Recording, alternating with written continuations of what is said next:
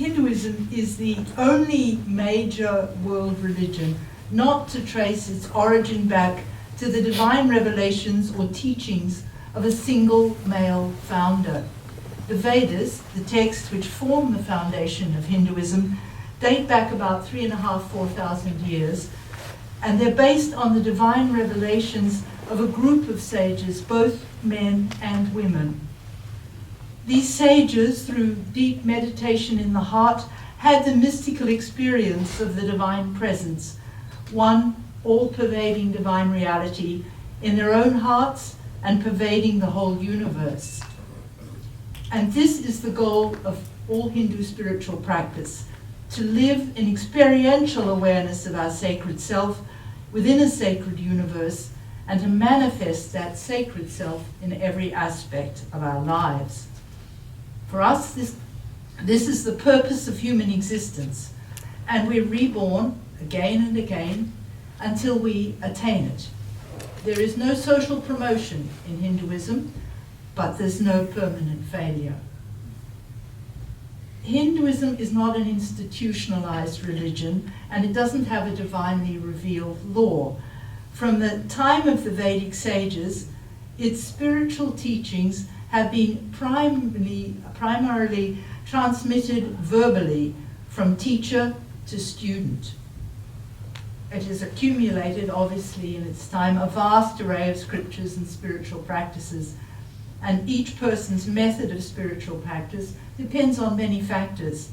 So this is why in our faith the guru is of great importance, because the guru or spiritual teacher chooses the mantra, helps choose the aspect of God that a person will focus on, and directs the disciples' individual methods of prayer, ritual, and meditation.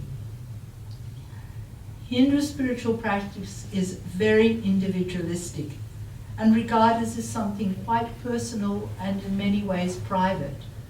There's virtually no communal Hindu spiritual practices. Hinduism does have temples, but it's in the home and in the ashram that most spiritual practice is done. Although we believe that the divine presence is all-pervading and always there, where it's invoked and worshipped, it becomes especially manifest. Every Hindu home has a shrine area, very often a special room for daily spiritual practice. In Hinduism, early rising is encouraged, and the daily practice begins from the moment you wake up. We are encouraged to remember God at that moment and to remember what the purpose of human life is. Also, to resolve that this day you will best to do your spiritual practice in all the areas of your life. So your presence will be a blessing to yourself, your family, and all those that you come into contact with. After showering and putting on clean clothes, we enter the shrine room, bow down to the deities on the shrine, light the candles, offer incense, and sit for our morning practices. In Hinduism, there are 4 daily practices. The first is prayer, the repetition of devotional hymns or Sanskrit chants. But one aspect of prayer that's particularly emphasized is japa, the repetition of a mantra. Religious life begins formally when the guru gives the spiritual aspirant diksha, a ritual when he or she formally accepts the disciples and gives them a mantra, a short prayer formula that focuses on a name of God.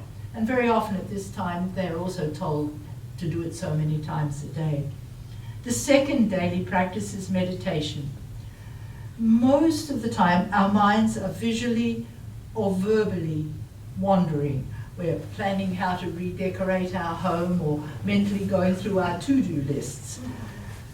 During meditation, we focus on a visual image of the divine accompanied by the repetition of the mantra. And in this way, the whole mind is focused on God. The third daily practice is ritual worship. In the home, this can be done by men or women, anyone who's had diksha, the first initiation. In the home, it's usually done more simply. Incense, flowers, fruit, sweets are offered daily to the deity. But in the ashram, it's done usually by monks and nuns. And during this ritual practice, the Divine Presence is invoked and worshipped in the area of worship, in the mantras, in the worship vessels, in the heart of the worshipper, and in the image of the deity. In every Hindu home, everything, in a Hindu home, everything is offered to God first. The baby when it comes home from hospital, the first solid food that it will eat, and the first letters of the alphabet that the children write. In Hinduism also, there is a particular focus on food. Preparation of food is regarded as a very important spiritual service. From the Hindu mind, you are what you eat, not just in the sense of being healthy, but it also is believed to have a spiritual effect and sense. Food should be regarded pure. For food to be pure, obviously it's clean and fresh. No living being should have had to suffer to supply this food. But we also believe that the quality of the character of the person who prepared the food, if it was done with love or with anger, if their mind was kept on God, perhaps repeating the mantra, we believe that on a subtle level, these qualities are transmuted to those who eat the food and has an effect on their spiritual development.